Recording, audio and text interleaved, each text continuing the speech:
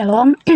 Jadi lewat pembacaan kita tadi dalam kitab Tawarik 34 ayatnya yang pertama hingga ayatnya yang ke-7, maka tema perenungan kita di hari ini yaitu mencari Tuhan di usia muda. Hari ini kita berada di tempat ini pastinya karena keputusan ataupun hasil dari yang kita putuskan pada masa lalu.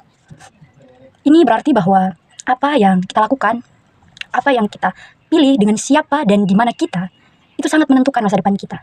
Untuk itu, bagi kita kaum muda, kita harus memperhatikan ini dengan seksama.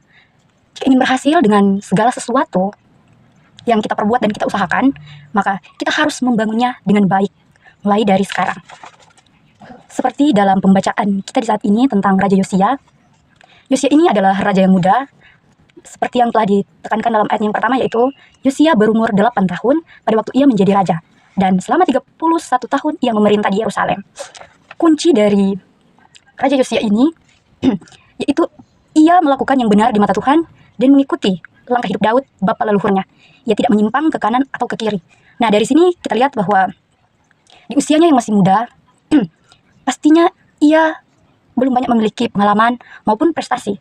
Tetapi dapat kita lihat pada akhir kehidupannya bahwa namanya tercatat sebagai seorang yang saleh. Bahkan sepanjang hidupnya, seluruh rakyatnya tidak menyimpang dari ajaran Tuhan. Yosia menjadi seorang yang berhasil pastinya bukan karena kepintaran, bukan karena kekuatannya, tetapi karena keputusannya mencari Tuhan. Dalam ayatnya yang ketiga yaitu pada tahun ke-8 pemerintahannya, ketika masih muda belia, ia mulai mencari Allah Daud.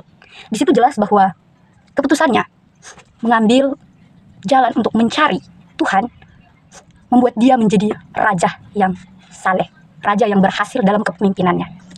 Yosia ini mulai mencari Tuhan dan mengingat kembali tentang perbuatan Tuhan kepada bangsanya sebelum itu. Maka dari itu, jika kita ingin hidup kita berhasil dan menjadi berkat, maka di usia muda ini kita tuh harus mulai mencari Tuhan dengan sungguh-sungguh. Berikut ini beberapa poin mengapa kita tuh harus mencari Tuhan di usia muda. Yang pertama yaitu karena kita tidak tahu hari-hari yang akan datang. Pastinya kita tidak mengetahui tentang apa yang akan terjadi dalam kehidupan kita setelah ini, atau masa depan kita bagaimana, tapi Tuhan pastinya sudah tahu. Dia tahu tentang apa saja yang akan terjadi dalam kehidupan kita. Karena itu penting sekali dalam kehidupan kita itu kita mengenalkan Tuhan. Dari awal kita memulai hari hingga kita menutup hari kita itu haruslah dimulai dengan Tuhan dan diakhiri dengan Tuhan. Di sini maksudnya kita harus memulainya dengan penyertaan Tuhan, meminta pertolongan Tuhan untuk dijaga dan dilindungi. Mengapa kita perlu untuk meminta perlindungan dan pertolongan Tuhan? Karena yang pertama, Tuhan menjadikan segala sesuatu itu baik. Dia tidak pernah merancangkan sesuatu yang mencelakakan kita. Karena kita tidak tahu apa yang akan terjadi ke depannya, maka kita meminta pertolongan Tuhan. Yang kedua yaitu Tuhan membuat kita tentram dan damai.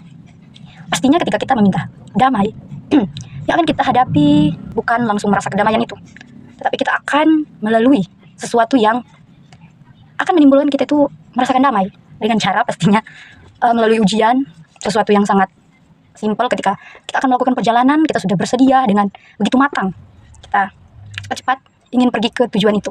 Tapi ketika kita akan berangkat, ada saja yang terjadi, ada saja penghambat yang menghambat perjalanan kita, sehingga rasanya seperti kesal sekali. Namun ketika kita tenang, kita menyerahkan kepada Tuhan, kita akan berpikir dari sudut pandang yang lain.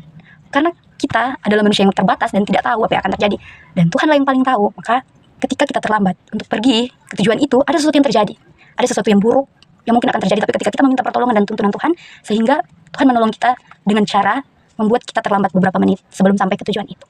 Poin yang kedua yaitu karena kita perlu dasar yang kokoh. Dasar yang kokoh berarti supaya tidak mudah goyah. Nah, dalam perumpamaannya sama seperti pohon yang mempunyai akar yang dalam, tidak akan beranjak, tidak akan mudah beranjak meskipun badai datang menghampiri dia. Seorang anak muda yang memiliki dasar kokoh tidak akan mudah putus asa. Dia tidak akan mudah merasa putus asa dan menyerah ketika menghadapi permasalahan dan juga kegagalan. Melainkan mereka akan menganggap kegagalan itu atau permasalahan itu sebagai batu loncatan untuk kehidupannya yang lebih baik di masa yang akan datang. Saudara-saudaraku, masa muda dikenal sebagai masa pencarian jati diri ataupun masih dikenal labil. Jika kita membangun dasar yang kokoh dari nilai-nilai kebenaran Tuhan, maka sebagai remaja Kristen, kita tidak akan mudah tersesat dan tidak mudah jatuh ke dalam dosa. Di dalam 1 Korintus 15, ayatnya yang ke-33 dikatakan, Jangan kamu sesat karena pergaulan yang buruk merusak kebiasaan yang baik. Jadi jelas bahwa pergaulan yang buruk itu perlahan demi perlahan dapat merusak kebiasaan baik yang kita miliki. Ini berarti kita harus memilih pergaulan-pergaulan yang memiliki kualitas yang baik. Kualitas yang baik di sini berarti di dalam pergaulan itu kita dapat membangun nilai-nilai firman Tuhan. Dan jika tidak, maka sebaiknya kita mencari atau mengelilingi diri kita dengan orang-orang yang memiliki kualitas dan pengetahuan yang baik tentang firman Tuhan. Nah, poin yang ketiga yaitu supaya dapat menjaga hidup kita tetap bersih. Belakangan ini banyak bencana alam yang terjadi, contohnya seperti banjir. Ketika banjir datang, ini menyebabkan banyak orang kehilangan harta benda, tempat tinggal, bahkan mereka kehilangan orang terkasih mereka. Ini adalah salah satu contoh dari banyak sekali faktor atau alasan yang dapat membuat kita kecewa dan berpaling kepada Tuhan. Tetapi firman Tuhan dalam Matius 24 ayat yang ke-7 sampai ke-13 mengatakan kepada kita bahwa hanya mereka yang bertahan sampai kesudahannya yang akan selamat. Maka dari itu kita harus menjaga hidup kita tetap bersih. Hidup tetap bersih berarti kita harus mengenal dan mencari Tuhan dengan bersungguh-sungguh. Bukan hanya sebagai untuk formalitas, namun sungguh-sungguh dari dalam hati kita, kerinduan hati kita. Nah, dengan begitu kita harus menghidupi firman Tuhan. Karena dengan kita menghidupi firman Tuhan, kita dapat menjaga hidup kita tetap bersih. Karena kita tahu apa-apa yang tidak boleh untuk dilakukan. Sehingga kita dapat terhindar dari perbuatan-perbuatan yang kotor. Ketika hidup kita bersih, pastinya kita berkenan di hadapan Tuhan. Sehingga jika waktunya tiba, kita akan selamat. Ingatlah selalu bahwa takutlah akan Tuhan dan jagalah kesucian hidup agar janji Tuhan terjadi dalam hidup. Amin firman Tuhan.